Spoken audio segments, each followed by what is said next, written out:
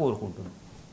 ఇక ఫైనల్గా ట్రంప్ భారత్పై ఆంక్షల పరంపర కొనసాగుతూనే ఉంది. తాజాగా H1B వీసాల ఫీజు $1,00,000 పెంచడంపై భారతీయులు ఆగ్రహం వ్యక్తం చేస్తున్న పరిస్థితి కనిపిస్తోంది. సో ఇప్పుడు భారత్ నుంచి ఎటువంటి కౌంటర్ స్టెప్ తీసుకోవాల్సిన అవసరం ఉంది? భారత్ శక్తి తెలుసుకుని ఎటువంటి కౌంటర్ స్టెప్ అవసరం? దాంతోపాటు ఇప్పుడు H1B వీసా కోసం భారతీయులు వెంపర్లాడుతూ ఉంటారు, టెకీలందరూ కూడా.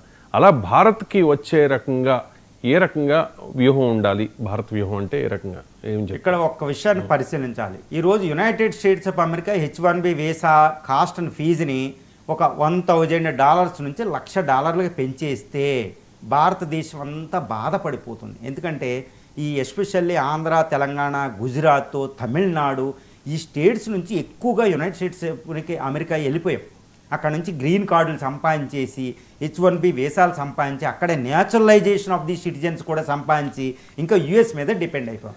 ఈరోజు యుఎస్ ఒక యాక్షన్ తీసుకుంటే ఈరోజు భారతీయులందరికీ నొప్పిగా ఉంది. అసలు ఇంజనీరింగ్ ఎందుకు చదవాలి, ఐఐటి చదివి మరి ఎక్కడికి వెళ్ళాలి, ఇది ఒక బాధ. ఇండియాలో అపోజిషన్ పార్టీ, రూలింగ్ పార్టీ కూడా విపత్కర పరిస్థితిని ఎదుర్కొంటుంది. కానీ ఇక్కడ ఒక్క విషయాన్ని గమనించాలి. ఇండియా యొక్క తన శక్తిని మర్చిపోయి ఉంది.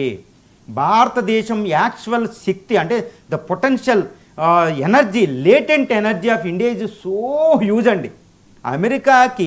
అమెరికా భారతదేశం మీద ఆధారపడి ఉందా, భారత్ అమెరికా మీద ఆధారపడి ఉందా? ఇది ఒక విషయాన్ని పరిశీలించాలి. America tech companies, the greatest companies of the earth, ఇది గూగుల్ అని, అదేవిధంగా మైక్రోసాఫ్ట్ అనేది, నివిదా అని, so almost all even world bank కూడా, అవన్నీ కూడా ఇండియా మీద ఆధారపడి ఉన్నాయి. మానవ వనరుల కోసం టెక్ కారు చౌకగా highest technological mind, mathematical mind ఈరోజు ఇండియన్స్కి ఉంది. కాబట్టి ఇండియా మీద అమెరికా ఆధారపడి ఉంది. కానీ మన శక్తిని మనం తెలుసుకోలేకపోవడం వల్లే మనకి ఈ బాధలు. దానివల్లే కౌంటర్ స్టెప్స్ తీసుకోవాల్సిన అవసరం ఈరోజు వచ్చింది. ఎందుకంటే ఇండియాకి నొప్పి కలిగిన తర్వాత ఇండియా శక్తి తెలుసుకుంటున్నాం.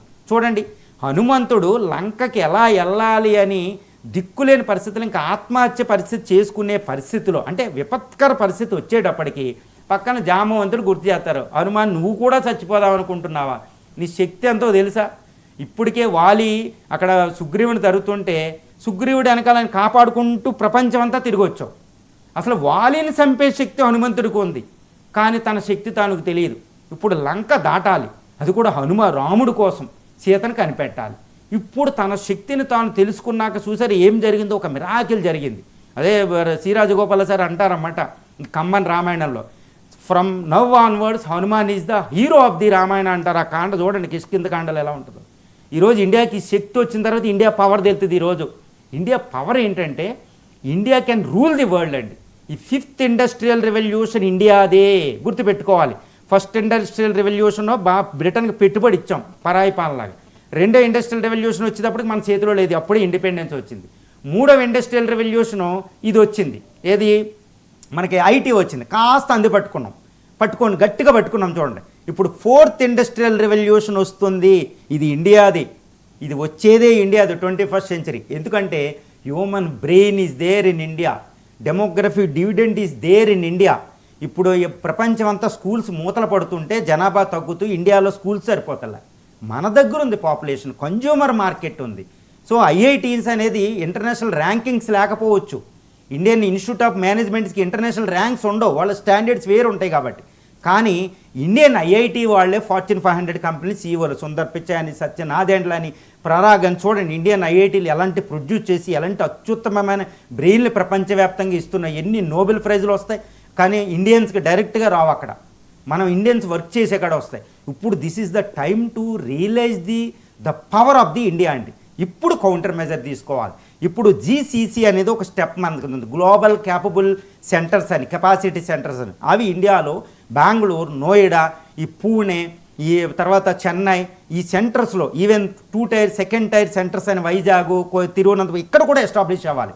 అప్పుడు మన బ్రెయిన్, మన హ్యూమన్ రీసోర్సెస్ కోసం ఆ కంపెనీలు ఇక్కడ పనికి వస్తాయి, మన లేబర్ మార్కెట్కి ఇక్కడికి వస్తాయి. ఇప్పుడు చూడండి, యాపిల్ ఫోన్ ఇక్కడ నుంచి అమ్ముతున్నాం, Kia Anantapur 2nd desert of India Anantapur నుంచి కియా కార్లు అమ్ముతున్నాం, ప్రపంచానికి ఎక్స్పోర్ట్ చేస్తున్నాం. గుర్తుపెట్టుకోవాలి, ఈరోజు గుజరాత్ ఎంత రెవల్యూషనైజ్ అయింది, ఇండస్ట్రియల్ సెంటర్స్ వస్తున్నాయి, దీన్ని మనం ఉపయోగించుకోవాలి.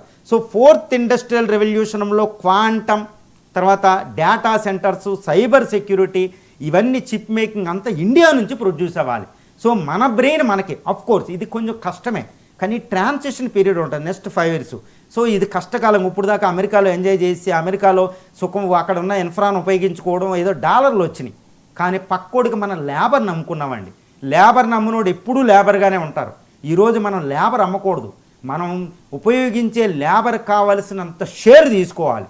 సో ఈరోజు జపాన్ లాగా, ఇటు తైవాన్ TSMC కంపెనీ లాగా, ఇటు చైనా మన ముందు ఎదిగిపోయిన చైనా లాగా మ్యానుఫ్యాక్చరింగ్ సెక్టార్లో ఈరోజు this is the time to India.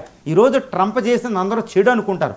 నా దృష్టిలో ట్రంప్ ఏంటంటే మనకు ఒక అవకాశం చేశాడు. ఆ ట్రంప్ చేసిన పిచ్చి పని వల్ల మన శక్తిని మనం తెలుసుకునే ఒక అద్భుతమైన అవకాశం వచ్చింది.